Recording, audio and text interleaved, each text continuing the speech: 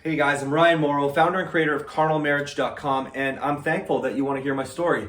A lot of men, especially a lot of the men that I work with, they're ambitious and so they just jump right into training. But I think there's some major value in understanding where I came from, and the reason is because it's going to explain to you a lot more of how I can help you because I understand where you're coming from. Now, what I've learned from coaching men is we all come from different backgrounds and we all come from different marriages, and sometimes there's cheating and sometimes there's whether that's either of you or both, or sometimes that's just the ignoring and the coasting, the roller coaster of emotions. And what I've learned is it doesn't really matter where you come from, we all have the same outcome. And that's what makes this so incredible, the mission I'm on to change everything. So let me rewind a little bit and then I'll talk about my mission. So this is my wife and I 3 years after we got married. Now, when we met and married in 30 days. We eloped. And so 3 years later, we had a wedding and we were hot. I mean, outside looking in, people looked at us like, what an incredible marriage. But they told us the same things that you would have heard. You'll see sex, it goes away. Just wait till you have kids.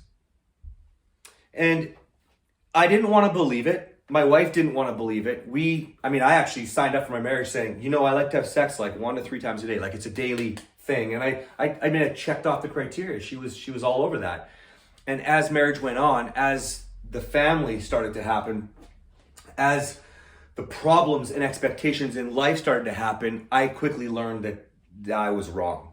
And she was even more wrong. And 3 years later, we got married, had an actual wedding, and it was her idea. Take this picture where let me kick my leg up, and I couldn't get my leg up. Top 10 things I'll ever say. I can't get it up. She wanted to put her leg up and kind of do a cute, sexy picture. I mean, look at it, it's a hot picture. But the reality is, when I look at it now, I full on understand. She was trying to convince herself that we still had something. See, that was 3 years after we married and the sex life had already died down. She was already treating me. I used to say, please don't treat me like a job, like you either want me or you don't. And she would say, no, I want to serve you. And, it's my job, strong Christian woman, right? And I was already like feeling miserable because you can tell when your wife doesn't want you. You can tell when you're just a job. You can tell when she's looking off into space. You can tell when her body's not moving with yours. And you can definitely tell when you're not having sex. And the rejection. And I don't know if you are like me, I got angry. If you're not an angry person, that's great because this is going to go even easier. If you're an angry person, you do, however, need it more. I was a furious person. I was ferocious. I was so infuriated every time she would do it for me or I felt the rejection. I just got angry. And I went through all the things that you can do from, what men are taught, like giving gifts, having the talk. My God, did I screw up the talk. This is what I want. This is what I need. It's always what it turned into. But, doing more around the house, helping out with the kids. And what I learned is what society tells us, our buddies, our friends, it's bullshit. That stuff doesn't work because a lot of those things, as expectations roll in our life, a lot of those things are what we're supposed to do as adults, as men, right? And so all it does is turn our wife off. And I didn't understand the severity of that until a year after this. So we're married actually 7 years tomorrow as per filming this video. And that was about 4 years ago now then, okay? But 3 years after our marriage, sorry for the timeline. But basically, when we took that picture, I thought things were going to be okay. I was hoping, and she was convincing herself that things were going to be okay. Fast forward 1 more year, which is again 3 years ago from tomorrow. And she's telling me on our anniversary that she's not in love with me anymore. She's settling.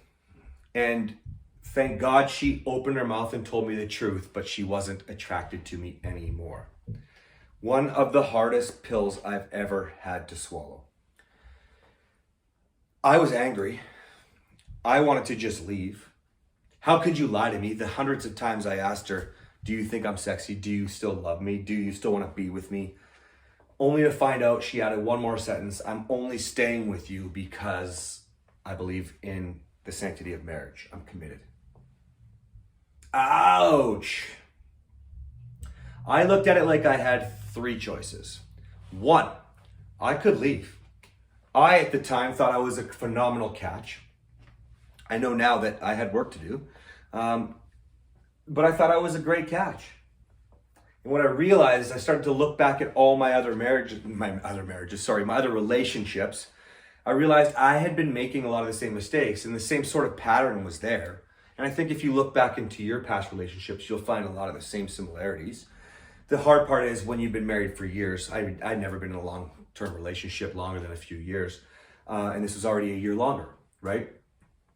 And so I had option number 2, and that was simple as well. I mean, I could just continue to coast. I'd already started to curb my anger from the time this picture was taken to when she told me she wasn't attracted to me anymore. She wasn't in love with me anymore. She's settling. I'd already started to curb it. I knew that that was probably a major problem, at least in my marriage. And so I'd already started to flip that switch. And then when I heard the words, she wasn't into me anymore, I mean, I flipped it. I flipped it because I knew that was one of the major turnoffs. So again, if you don't have an anger issue, it's going to be a lot easier. But I also had one other option. I mean, besides leaving, besides coasting, I could fix it. And that seemed incredibly, insanely hard to me because I believed I'd done so much work as a man and I had done everything I could I literally got to a point where I was like in my mind, and she knew this because we had too many talks, but in my mind I was telling her, we don't have to have sex. I don't care if it takes a year. Like, I just want to get things going or whatever, blah, blah, blah. And it turns out that was the wrong thing to do. But, you know, I could basically just own my shit. And at the time though, I remember being so angry going, fuck, why do I have to do this, man? Like, she's never, I did anger management. I went and saw a therapist. She saw a coach with me. She saw a therapist a little bit. I did so much work and I thought it was her turn. But what I realized is this is the woman I wanted. I'm not leaving her to go find another. Whether or not I could go start over and mess it up again or whatever, all that stuff, this is who I wanted. And I also wasn't willing to coast because I wanted a highly active sex life with a wife who craved me. And so that only left me with one option. Owning my shit so I could be with the woman I wanted and having the sex life that I wanted. That's it. And so I started to look back. I was fortunate enough to train thousands of women over 2 decades, 22 years. I owned a gym, group classes, almost exclusively women. And it was from 8 hours a day. I was going to say from 6 in the morning, but it changed throughout. It was always 8 hours a day for 6 days a week, thousands of women. And when you get to know women for years and they get to know each other for years, it's a women's locker room, man. They're just talk. And they tell me everything, their darkest secrets, you know, how they have another guy lined up before they leave. They tell me, I don't know why Mark's upset. I laid there for him last night. I had arguments with them, and even strong arguments where it'd be like, Mark doesn't want you just to lay there for him. Speaking from experience. And I'd hear things like, well, it's not that he helps out around the house. I mean, that's great. That's fine. That's not going to do it for me. And then they start to tell me the reasons why. And I'm going to get into that stuff in the training. But what I learned was no matter what, it was going to be almost impossibly hard because I wanted to blame her. I wanted her to own it. And I thought I deserved her just to want me the way I wanted her. And what I challenge you today to do is to think about putting that blame aside for a very short time. I'm talking a few months or less. Most men will see changes within a few weeks, not the same year that I went through because it's laid out as a simple plan. I'm going to show you that in the training. But I challenge you just to own it. Take responsibility as if your wife has never made a mistake before. Because I'm going to show you how to become the best version of you. Okay? And that kind of man is highly attractive. That's the man that she met. That's the man you presented. That's the man she thought she had a future with. And that's the man like me, like all of us who are in this situation, mess up and we don't show up as that man anymore. So I want to challenge you to understand that she may have issues to fix. I'm not saying she's not responsible for anything. I'm not saying that she shouldn't fix things and make herself the best version of herself. But what I want to challenge you to take with you today, and you can ride on my shoulders, You can let me carry you. You can take my hope for you because I've seen it with my own marriage and all the men that I've worked with.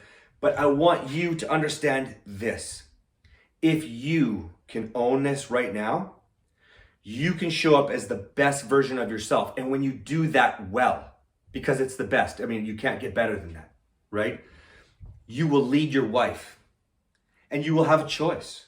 She will either come with you because she starts by following and then joins you and becomes the best version of her, and you become the most attractive versions of yourselves, and you are all over each other in the marriage that you want, the marriage that everybody wants, and you are leading by example. Or she won't. She won't be into it anymore. She's done already. But I think back to Spence. Spence's wife was checked out and she was done. She served him divorce papers when he came to me. And I mean, the reality is now it's been a year and they're happy. They're having sex all the time. They just had another baby, actually. And sex life is still rolling, right? I can promise you this, though. If you want to continue to do the blame game and put it on her, I can tell you this. You've already been waiting for her. Whether or not you've made changes or not, you've been waiting for her. And if she's checked out, how much longer are you going to wait before you cheat, she cheats, you guys cheat again, you continue to coast, ride the roller coaster of emotions, or you just tear the family apart?